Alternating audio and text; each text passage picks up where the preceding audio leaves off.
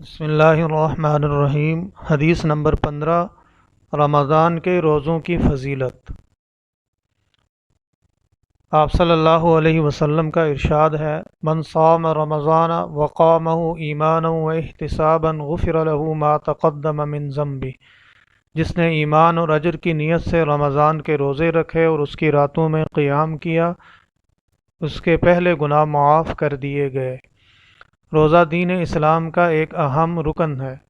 اس مہینے میں انسان کے اندر دینی مزاج اور صبر و تقوی پیدا کرنے کے لیے مخصوص دینی فضا پیدا ہو جاتی ہے۔ اس ماہ کو نیکیوں کی فصل بہار قرار دیا جا سکتا ہے۔ رمضان کے پورے مہینے کے روزے فرض کر دیے گئے ہیں۔ اب جو کوئی ایمان کے تقاضوں کی تکمیل میں اور بارگاہ الہی سے ثواب کی امید کے ساتھ روزے رکھے اور اس ماہ مبارک کی راتوں میں اپنے رب کے حضور قیام کرے تو اس کے پچھلے گناہ معاف کر دیے جائیں گے۔ مشکل الفاظ کا معنی: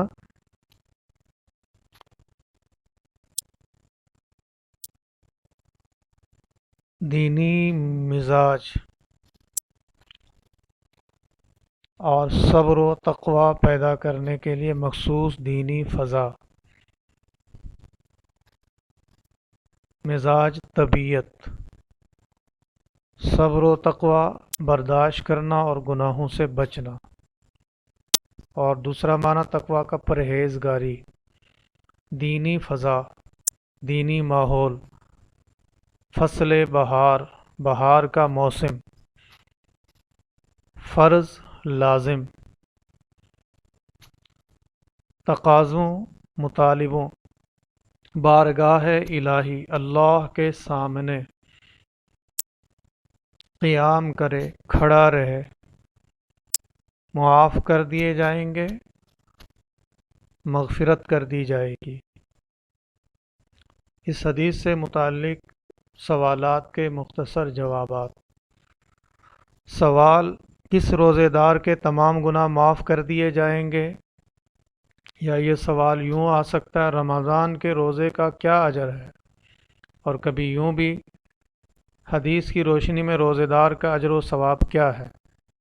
جواب: آپ صلی اللہ علیہ وسلم نے فرمایا، جس نے ایمان اور اجر کی نیت سے رمضان کے روزے رکھے اور اس کی راتوں میں قیام کیا، اس کے پچھلے گناہ معاف کر دیے گئے۔ سوال: رمضان کے روزوں کی فرضیت کے بارے میں کیا حکم ہے؟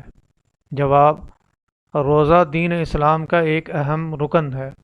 رمضان کے پورے مہینے کے روزے فرض کر دیے گئے ہیں۔ سوال: روزہ کسے کہتے ہیں؟ جواب: عربی میں روزے کو صوم کہتے ہیں، جس کے لفظی معنی ہے رک جانے کے۔ سحری سے لے کر سورج غروب ہونے تک کھانے پینے اور اپنی خواہشات کو روک رکھنے کا نام روزہ ہے۔ سوال: قیام سے کیا مراد ہے؟ جواب: قیام کا مطلب ہے کھڑا ہونا۔ رمضان المبارک کی راتوں میں نماز تراویح ادا کرنا، نوافل پڑھنا یا نماز تہجد ادا کرنا، یہ تمام افعال قیام میں شامل ہیں۔ سوال: روزے کی اہمیت بیان کریں۔ جواب: روزہ انسان میں خدا ترسی اور تقوی کی صفت پیدا کرتا ہے۔ قرآن مجید میں ارشاد باری تعالیٰ ہے، اے ایمان والو، تم پر روزے فرض کیے گئے ہیں جیسا کہ تم سے پہلے لوگوں پر فرض کیے گئے تھے تاکہ تم پرہیزگار بن جاؤ۔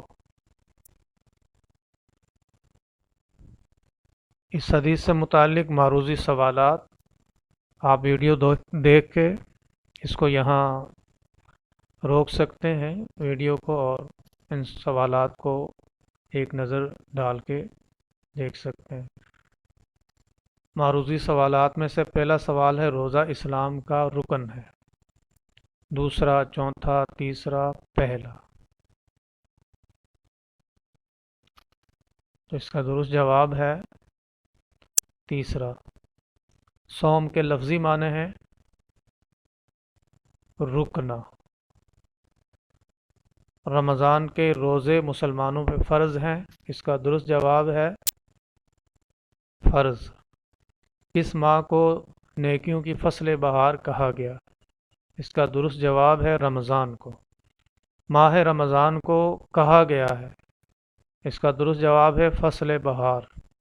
सामा का माना है, इसका दुरुस्त जवाब है रोज़ा रखा। जज़ाकल्लाहु खैरा।